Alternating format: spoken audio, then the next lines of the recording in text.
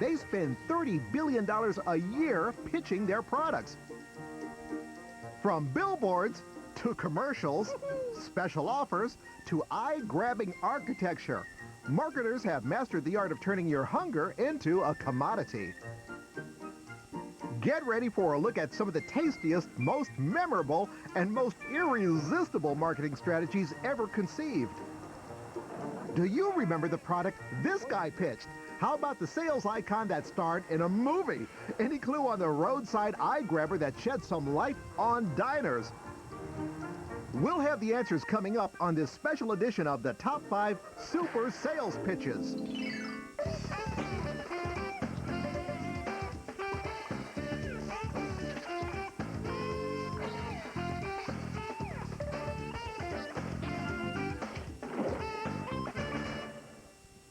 Hi, I'm Bobby Rivers, and welcome to this special edition of Top 5, the show where we count down foods that are fun, foods that are famous, and foods that are just plain fabulous. Now, speaking of famous foods, what's your favorite? Sure, you'll love the way it tastes, but you might never even have heard of it if not for the ingenious work of food marketers. Over the years, marketers have developed some pretty inventive ways to promote their products. And on this special hour-long version of Top 5, we're exploring the wonderful and powerful world of food marketing. So sit back and enjoy our Top 5 Super Sales Pitches. At number 5, it's TV tie-ins. The golden age of television, a time of slapstick comedy, variety shows, puppets, and cowboys. And when it came to advertising, it was the golden age of the tie-in. TV stars helped sell millions of dollars worth of everything from cigarettes to cereal. A honey of the cereal. Now, let's get on with today's story. We've picked our favorite TV tie-in, but first, a few memorable mentions. Our first runner-up was Just for Kids. Pinky Lee pitching Tootsie Rolls. The year was 1954, and the wackiest, most madcap kids show on the air was The Pinky Lee Show. The show was sponsored by Tootsie Rolls, and Pinky Lee didn't merely pitch them, he did a special Tootsie Roll song and dance. Our next runner-up is Lassie for Campbell's Soup. Lassie, go fetch the men of the house for supper. Lassie was one of the longest-running shows in history, and Campbell's was partnered with the hardest-working dog in show business for the entire 17-year run of the show. Our next runner-up is Captain Midnight for Ovaltine. The Captain was a hit with the kids, and he helped make Ovaltine their drink of choice. That's why I want all Secret Squadron members to drink Ovaltine every day. Ovaltine tie-ins offered a membership to the Secret Squadron, special badges, and secret decoders. And of course, one of the great TV tie-ins existed between Jell-O and Soupy Sales. In 1959, Jell-O sponsored the kids' show Lunch with Soupy Sales. His favorite Jell-O pitch line was, "It wiggles, kids!" Now, Soupy was famous for taking a few pies to the face in every episode. No Jell-O in those pies, though. They were made from shaving cream. Well, our next pick was a tie-in from a show that was a hit with both parents and kids. It's our favorite pick for TV tie-ins, Andy Griffith for Sanka. Oh, thanks. Sanka's made from the richest coffee beans. Tastes good. America has been a nation of coffee drinkers ever since some colonists got tired of paying taxes and had a little soiree called the Boston Tea Party. And boy, do we love our coffee. Americans now consume about 350 million cups of coffee a day. That's a lot of caffeine. Well, in 1903, the ultimate answer to the coffee jitters was introduced, decaf. It was developed by a German coffee importer who called it Sanka, an abbreviation for sans caffeine. Sanka hit the U.S. in 1923. The trouble was, how do you market decaffeinated coffee to a country on the move? Well, about 40 years later, they found the perfect advocate, a gentle, down-home cop named Andy. Still 97% caffeine-free. Try today's Sanka. I appreciate it. Andy Taylor, represented really trustworthiness and moral rightness and just a certain wiseness to him. Mayberry was an idyllic society, the perfect setting for a product that stressed relaxation and family.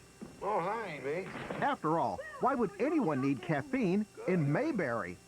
He's such a small-town policeman, maybe he doesn't need to be that awake. He doesn't need caffeine. He can just drink Sanka and be fine. But Sanka wasn't simply the show's sponsor. The product was actually worked into the storyline. It was usually at the end of the show when an additional scene would be introduced, centering around a cup of Sanka. Praise-itten. 8B, as a token of our esteem, we would like to present you with this new Sanka coffee in a nice-to-hold new jar. It was really important that you found a way to integrate the product into the program. Well, I'm having my third cup of coffee. Today's Sanka coffee. It's full of deep, rich flavor. The Andy Griffith Show aired from 1960 to 1968, and after more than 35 years of constant reruns, Andy still seems to have selling power. In Andy's hometown of Mount Airy, North Carolina, residents are still living the Mayberry lifestyle. Mount Airy is as close to Mayberry as you can get on this planet. You could visit their annual Mayberry Day Festival, Floyd's Barbershop, the childhood home of Andy Griffith, or the famous Snappy Lunch, home of the pork chop sandwich. Also keeping those Mayberry memories alive and well is the Andy Griffith Collection at the Mount Airy Visitor Center. Postum, a special blend of roasted grains. It was first introduced by the C.W. Post Company back in 1895, and in their advertising, they claimed that coffee caused juvenile delinquency and divorce. Maybe they just got a bad blend. Coming up, can you guess who will make the cut as advertising's most identifiable icon? Any clue on which athletes will be runners-up and which will be advertising champs? And later, get ready to walk down memory lane as we take a look at some of the commercials we loved as kids. Stay tuned for more of the Top 5 Super Sales Pitches. Thank you. The Top 5 Super Sales Pitches. Did you know that more than 35,000 new products are introduced every year? Well, many of them last only about 3 to 4 months. So how do you make a new product a big seller? Well, food marketing history tells us that one of the best ways to make a product popular with shoppers is to give it a fabulous face. It's our number 4 pick, Sales Icons. What are the world's most memorable food products? The ones with a face. Sales Icons help sell everything from burgers to bananas and can create an association with consumers that can last for generations. What's cooking, fellas? We've been searching the archives for America's most memorable and effective sales icon. But first, a few runners-up. How do you get kids to eat their veggies? Impossible, right? Well, kids might not listen to mom, but they'll listen to a friendly cartoon giant. The Jolly Green Giant was introduced in 1928. He started out as a scary hunchbacked guy, but eventually became the lovable vegetable spokesman we know today. Our next runner-up became the face of a burger empire. McDonald's started a burger revolution when the first franchise opened in 1955, but it was Ronald McDonald that gave McDonald's a personality and a resonance with kids. We'll have lots of fun. He was introduced in 1963, and today, Ronald is recognized by 96% of American children. Our next runner-up helped make cereal great. When Kellogg's introduced Sugar Frosted Flakes in 1951, it was the world's first sugary cereal. And to market this sweet stuff, they introduced Tony the Tiger. They're great. Today, Tony is still one of the world's best-known food icons. Our next runner-up was the helpful lady who solved all your baking dilemmas, Betty Crocker. The Washburn Crosby Company, which later became General Mills, invented Betty so they'd have someone to answer the letters pouring in from consumers. A short while ago, she wrote to me and she said, "Dear Betty Crocker." Betty has undergone several style changes over the years, and she was played by various actresses on TV. Did you know that Betty Crocker has published more than 200 cookbooks over the years? Not bad for a fictional character. Our next icon also began as a fictional female, but today she's got real animal magnetism. She's our favorite sales icon, Elsie the cow. Milk. Whether it's plain, chocolate, or ice cream, Americans love dairy. On average, we drink over 100 quarts of milk every year. Back in the 1930s, it was still delivered to your door in glass bottles by the friendly milkman. Remember him? Competition between dairies was tough, so the folks at Borden came up with a character to appear in print ads and on milk bottles, a motherly bovine named Elsie the cow. It gave an image that Borden was different than everybody else that was coming down your street in the morning to sell you milk. Elsie was an utter sensation, but true stardom wouldn't come until 1939. Borden had a dairy exhibit at the World's Fair featuring 150 cows. The most commonly asked question is, where's Elsie? So they went out and got a real Elsie, so she struck a chord from the beginning. They picked the best-looking cow they had, a gentle beast named Lobelia. By the time the fair closed in 1940, the newly anointed Elsie had become the #1 attraction. Everyone, and I mean everyone, loves Elsie.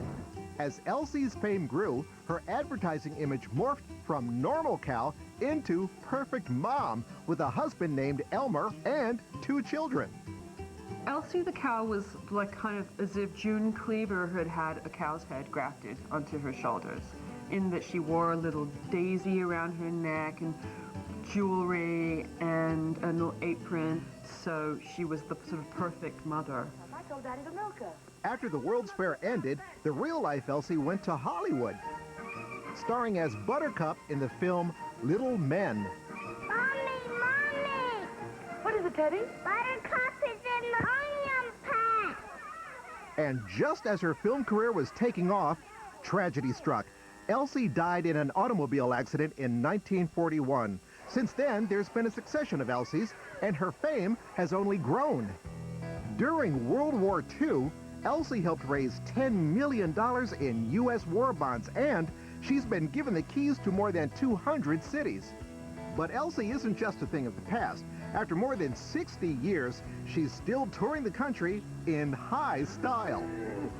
This is Elsie number 29. According to her handler, she travels nearly 250,000 miles a year and meets about 11 million people. Now that is one social animal. She's charismatic. She draws attention to herself. She's more popular with the kids than a 5-cent chocolate sundae. She's still just as recognized as ever. Advertising Age named her among the top 10 sales icons in history. And considering Elsie's amazing legacy, I'm sure we haven't seen the last of her. She's our #1 sales icon, Elsie the cow. Did you know that Elsie was married to a celebrity? Well, in the Elsie comics, she had a husband named Elmer. He later became the face of Elmer's Glue. Up next, our countdown of the top 5 super sales pitches continues. Can you guess which cereal campaign deserves a gold medal? How about the roadside marketing strategy that sheds some light on the Blue Plate Special? And later, feast your eyes on the classics. Your favorite food commercials are coming up as we continue counting down the top 5 super sales pitches. Juicy grape. They also own popular restaurants because nothing attracts big business like star athletes. And that brings us to our next pick. At number 3, it's sports spokespeople. Puns aside, athletes really are the ultimate pitchmen. Why? Well, they're the perfect combo of hero and regular person. We worship them and we trust them. We have our favorite sports spokespeople coming up, but first, a few runners-up. I'm Joe Namath, and there's nothing I enjoy more than hot buttered popcorn. Broadway Joe pitched everything from pantyhose to popcorn makers, always with the flair that made him so popular with the ladies. And you can serve delicious hot buttered popcorn to your friends, too. Our next runner-up may not have had the screen presence of Namath, but he certainly had the athletic talent to back up his claims. He's baseball legend Mickey Mantle. I have to have orange juice with its vitamin C and energy to play my best ball. Mickey was one of the most powerful hitters ever to play the game, and he used his power of celebrity to pitch orange juice and eventually even open his own restaurant. Our next runner-up was a pair of Hall of Famers, Larry Bird and Kareem Abdul-Jabbar. I'll tell you what, I bet you can't eat just one. One Lay's potato chip. As members of the Celtics and Lakers, these guys had many famous battles on the basketball court. And in 1992, they leveraged their rivalry for Lay's potato chips. You did this to me. Oh, no, it's you, man. It's you. New Lay's potato chips, now more than ever, too good to eat just one. Here's another product that got a boost from an athlete, Moxie. This obscure soft drink was known mostly to New Englanders until baseball great Ted Williams endorsed it with his famous phrase, "Make mine Moxie." And that brings us to our next choice, which made breakfast a home run. It's our favorite pick for sports spokespeople, Wheaties. Who says there's no truth in advertising? Wheaties has been called the breakfast of champions since the 1930s, and to prove it, they've been endorsed by the greatest sports heroes of all time, from Babe Ruth to Bruce Jenner to Michael Jordan. Most of the greatest athletes in the last century have been on the Wheaties box. Getting your face on this box has always meant something. It's reserved for Olympic champs and the heroes of football, basketball, and baseball. What does it take to be a champion? You're always striving to be better, pushing yourself to a new level. It's an amazing legacy for a cereal with such humble beginnings. According to legend, Wheaties was invented by accident back in 1924 when a health clinician in Minneapolis spilled some wheat gruel onto a hot stovetop. The gruel baked and hardened into flakes, and Wheaties was born. The product was well received by the public, but real success would elude Wheaties until the 1930s when they began sponsoring minor league baseball broadcasts using the slogan, "The Breakfast of Champions." Once athletes began personally endorsing the product, Wheaties became the breakfast for everyone. Well, Wheaties really invented the idea of the sports endorsement back in the 1930s. In terms of brand recognition and brand identification, sports figures are just gold. In 1934, Lou Gehrig became one of the first athletes to appear on the Wheaties box. And over the years, Wheaties has become synonymous with greatness. Because it's been in every box of Wheaties. It's almost a who's who list. Babe Ruth, Jackie Robinson, Hank Aaron, Walter Payton, Michael Jordan, Tiger Woods, Arnold Palmer, Jack Nicklaus. The list goes on and on and on. But Wheaties isn't just for the pros. Some of the most memorable Wheaties boxes featured Olympic athletes like Bruce Jenner. His gold medal in the decathlon in 1976 made him an Olympic hero and got his face on the orange box. I spent a good part of my life getting ready for that day. I worked out a lot, ate a lot of Wheaties. Less than a decade later, one of America's most diminutive heroes catapulted into our hearts. Mary Lou Retton became the first American woman ever to win the gold medal in the all-around in women's gymnastics, and her 5 medals were the most won by any athlete at the 1984 Olympics. Watch out, big boys. With her winning smile, she was the perfect face for the Wheaties box. She often will tell me a story about winning the 5 gold medals was great, but her brothers really weren't all that impressed with it until they found out she was going to be on the Wheaties box. Then they thought she was pretty cool. That impressed them more than my 5 medals. In 1988, Wheaties got the ultimate endorsement from a man who is more than just the greatest basketball player in history. He's also one of the most successful product endorsers of all time, Michael Jordan. And we've never stood quite as tall. By the time Michael made his first Wheaties appearance in 1988, he had already made 4 All-Star Game appearances and won the NBA MVP award. With his endorsements, he also put several companies on the map. Thanks to the help of athletes, Wheaties is still a popular brand, pulling in about $8 million a year in sales. But when you think about it, kids just adore athletes, and a sports figure is going to sell your product like nothing else. The Breakfast of Champions campaign continues today, and it's always fun to guess who will be next. It seems like when we unveil a new box, everybody's really interested to find out who the newest Wheaties champion is going to be. It's our favorite pick for sports spokespeople, Wheaties. One athlete who used his name to make a difference was Doug Flutie. Now, Doug came out with his own brand of cereal called Flutie Flakes, and a portion of the proceeds went to the Doug Flutie Jr. Foundation for Autism. Coming up, the top 5 super sales pitches continues. Can you guess which premiums make mealtime happy? Any clue as to the roadside advertising that's a real gas? And later, old-time commercials hawking everything from cereal to punch. As the top 5 super sales pitch gift, they're a great marketing device and they come in all types. Remember these? In 1977, Denny's was the first family restaurant chain to offer a kids menu that included a free gift on the other side. These masks were such a huge hit that Denny's ended up distributing more than 60 million of them. Well, let's see what other memories we stir up as we take a look at our next pick. In at number 2, it's popular premiums. The enticing offer of a free premium can turn an ordinary product into pure gold. It will have you diving into those Cracker Jacks or patiently saving dozens of box tops, all in the hope of getting your hands on that appealing prize.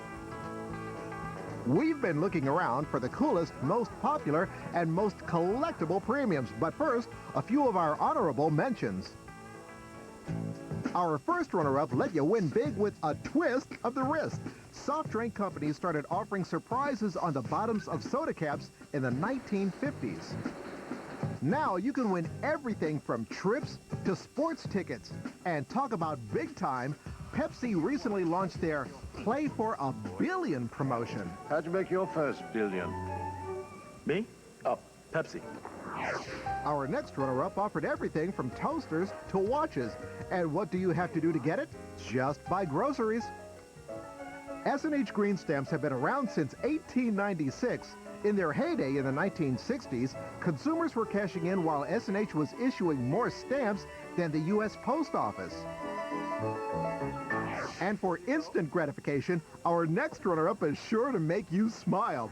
We're talking kiddie meals. Sure, we love the cheeseburger, Coke, and fries, but the real treasure is the free prize. These toys help pull in big business. The McDonald's Teeny Beady Baby giveaway helped sell 100 million Happy Meals in just 10 days, nearly 10 times the normal amount. It was one of the most successful promotions in the history of American advertising. Here's another great premium, collectible glassware. Now remember the days when glasses came free with a tank of gas? And this one started out as a jelly jar. Finish the jelly and you've got a cool glass. Well, you had to send away for our next pick in the mail, but they were some of the most coveted premiums around. Our favorite in the category, it's Cereal Box Treasures. When it comes to greeting the day, most Americans like to wake up and smell the cereal. There are more than 1,400 different brands to choose from, and advertisers run more than 1 million ads every year on American television. That's about 25 hours of ads every day. Grandma. And one of the biggest hooks for selling cereal has always been premiums. They've become so integral that at times it seems like the cereal plays second fiddle to the premiums. Cereal is, sugar and grain mixed together. It's actually not that interesting. But cereal can be downright fascinating if it's associated with a toy or a prize. Hey, kids, look on the back of the box to find out how to get one of these. The story of cereal dates back to the late 19th century, a time when eating enormous amounts of food was considered good for the body, and breakfast was a feast of meat and grease. A prominent doctor named John Harvey Kellogg believed that a healthy diet of grains was the secret to health. In 1894, he invented a cereal called Granos and allowed his brother, W.K. Kellogg, to market it.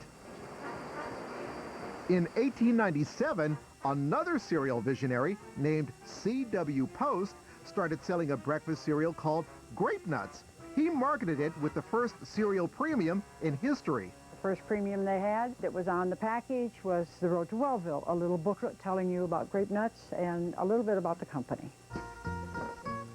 Ralph and Virginia Moody are former Post employees who've become full-time cereal premium collectors. Housed above their 3-car garage, they have a private collection of more than 6,000 items. They have premiums from every era, from the most popular items to some of the rarest. I got a letter from C.W. Post to Mr. Kellogg telling him to keep his hands off his grape nuts. Cereal companies have long offered prizes inside the box, but the best stuff has always been the premiums you send away for. This is a B-29 bomber, and this is the first premium that I can remember that I sent for. It was always had to be at least one box top, possibly two. And sometimes if you sent in 5 box tops, you got the item free.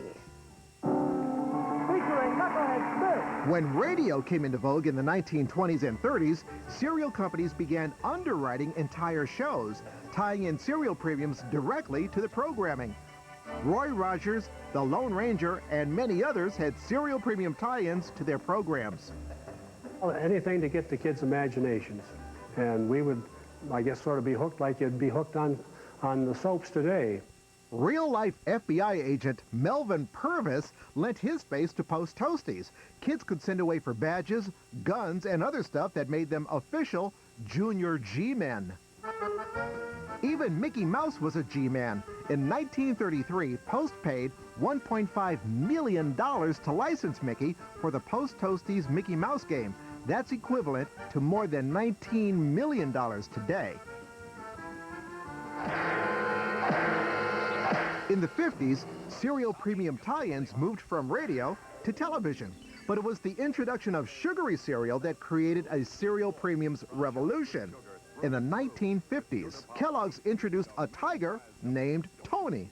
Great! Tony starred in hundreds of commercials and offered some of the coolest premiums around. Approaching target. Stand by. Fire!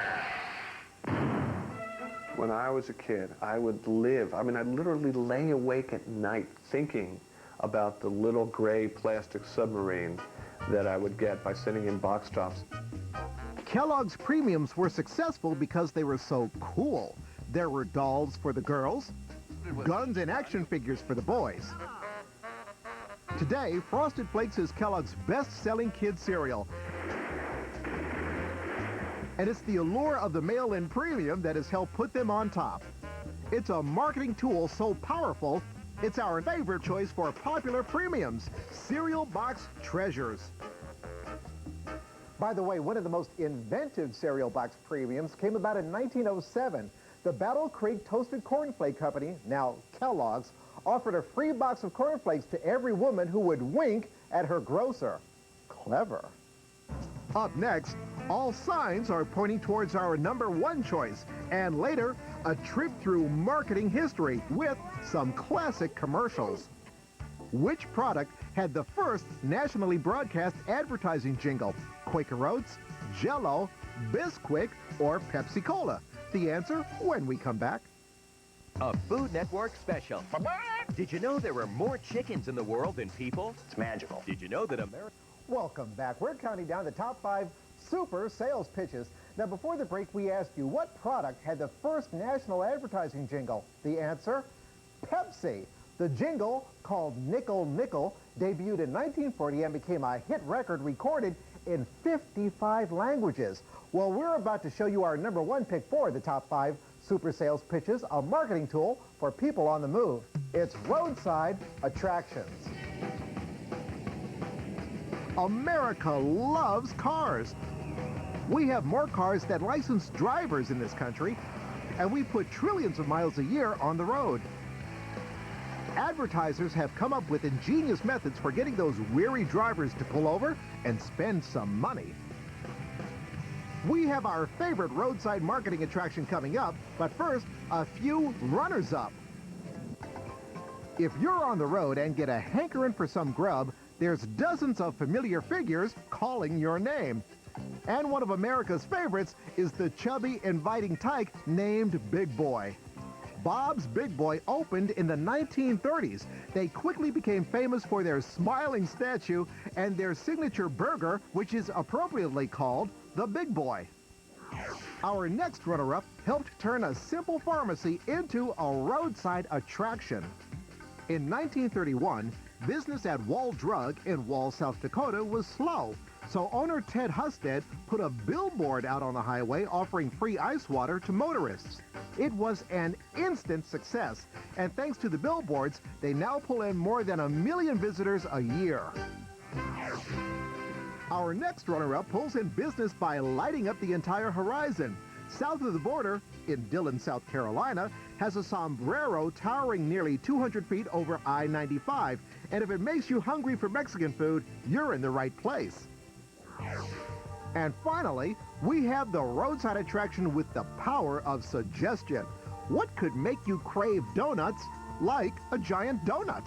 It's called programmatic architecture, buildings in the shape of whatever it is they offer. Although most of the great old buildings have been torn down, classics like Seattle's Java Jive are still serving up a great roadside experience. Programmatic architecture actually dates back to the Middle Ages when the average person just could not read. So a bread maker would make his sign in the shape of a loaf of bread so people knew it was a bakery. Well, our next pick is a more recent development that revolutionized roadside marketing. It's our very favorite roadside attraction, traffic stopping neon. So you're driving along when hunger hits. Where do you go? Suddenly a tantalizing light calls to you out of the darkness. It's the inviting red glow of a neon sign with a simple message: Good Eats. I mean, it's just appealing, and it's as appealing in 2003 as it was in 1943. The first neon sign was built in 1910 by French chemist Georges Claude. A neon sign is basically just a glass tube filled with either neon or argon, inert gases that glow when given an electric charge. It's a simple chemical reaction that people have always loved. By the 1930s, neon was spreading like wildfire. Every business just had to have one, and they were soon helping to sell that great comfort food available at roadside eateries. Neon was popular with businesses for two reasons. It made them appear more modern, and it allowed for more creative signage. There are no other light sources that can be bent in whatever a shape you want, and so it found its applications in all types of signage. The first McDonald's sign was lit up by neon, and just about every sign in Times Square and the Las Vegas Strip, which even today has more than 15,000 miles of neon tubing. Neon especially found a home at diners. These glowing chrome eateries were the perfect place to put up some neon signage advertising everything from the name to the blue plate special. It's bright, it catches people's eyes, you can see it, you can tell what's there. Old-time diners with their spectacular neon signs have become a thing of the past in most parts of the country, but there's one tiny town in Michigan where neon and diners are still king. It's called Dinerland, a collection of 3 spectacularly restored diners in Rockford, Michigan. And it's all the brainchild of Jerry Berta, a local artist who's been diner obsessed since the early 70s. Jerry bought the first diner in 1987, a dilapidated old wreck that he found in Flint, Michigan. It took me a while to restore. It looked like a junkyard when it came. My wife cried. A restored diner was the perfect place for Jerry to make and sell his art. He makes custom model diners covered with handmade neon signs. It's like drawn with light, okay? You got, not only can you just draw a line, but you actually can put color to it. Jerry started looking for a second diner he could open as a restaurant, and in 1990, he discovered that one of the most famous diners in the country was up for sale. It was Rosie's Diner in Little Ferry, New Jersey, best known as the location for the Bounty paper towel commercials featuring a sassy waitress named Rosie. Jerry restored the diner and decorated it with enough neon to make it look at home on the Las Vegas Strip. He also concentrated on recreating that diner eating experience. Big, juicy burgers, homemade pies, and extra thick shakes. After 5 years, we were serving about 200,000 people a year. Jerry eventually added another diner, and Dinerland was born.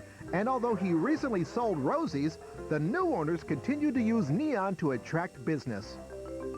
We have neon signs that tell when we're open, if we're closed, our phone number, our homemade pies that sell our desserts, and outline our sign on the top of our building.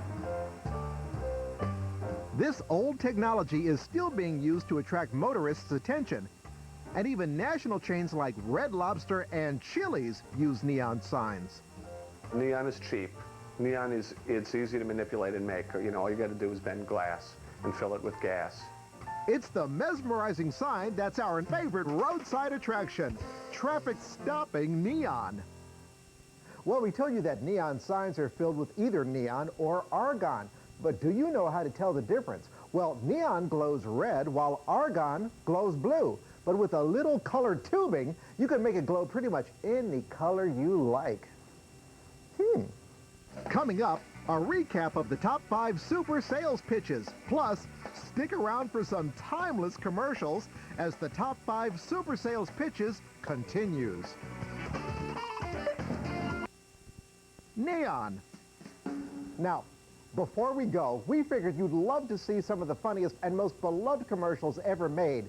These advertising classics truly made their mark as super sales pitches. In 1956, Marky Maypo became the cartoon spokesman for Maypo Hot Cereal. He was a cowboy-loving kid who absolutely refused to eat Maypo. Tell you what, I'll be an aeroplane. You be the hangar. Open the door. Here it comes. Loaded with delicious maple-flavored Maypo. But once Marky tried Maypo, he was hooked, and he'd do anything to get it, even waking his Uncle Ralph. I want my Maypo. These hilarious commercials helped increase sales of Maypo by 78% and created an instant catchphrase. This next product was a lot easier to sell to kids than oatmeal. Kool-Aid. It was invented in 1927, but their most memorable commercial started in 1975, starring a one-man wrecking crew. This is the job to Kool-Aid. Hey, Kool-Aid! Oh, yeah. Kool-Aid here. The Kool-Aid guy did untold amounts of damage to bowling alleys and other places over the years, and he helped make Kool-Aid one of the most popular kids' drinks on the planet. When M&Ms were first introduced in 1941, they became a favorite of American GIs serving in World War II. And in 1995, the M&Ms themselves were sent to boot camp. Who's made of delicious milk chocolate? We are, sir. Keep it up and you'll earn those M's. These days, the M&Ms have become a bit more sophisticated, but it's these classic guys that we'll always remember. Hawaiian Punch was invented in a garage in Fullerton, California in 1934. And 28 years later, they introduced these classic animated ads. Hey, how about a nice Hawaiian Punch? Grape? Sure. Did you know that the Hawaiian Punch guy has a name? It's not too hard to guess. He's called Punchy. Grape. And finally, we have one of the most memorable commercials of all time. The spot aired in the early 70s and continued to air on and off for 20 years, making it one of the longest-running commercials in history. Did you try it? I'm not going to try it. You try it. I'm not going to try it. Let's get Mikey. Yeah. He won't eat it. He hates everything. He likes it. Hey, Mikey. Mikey was played by 4-year-old John Gilchrist, and his TV brothers were actually his real-life brothers, Michael and Tommy. Now, the funny thing is that while Mikey gets all the credit, he never says a word. It was his brothers who did all the work.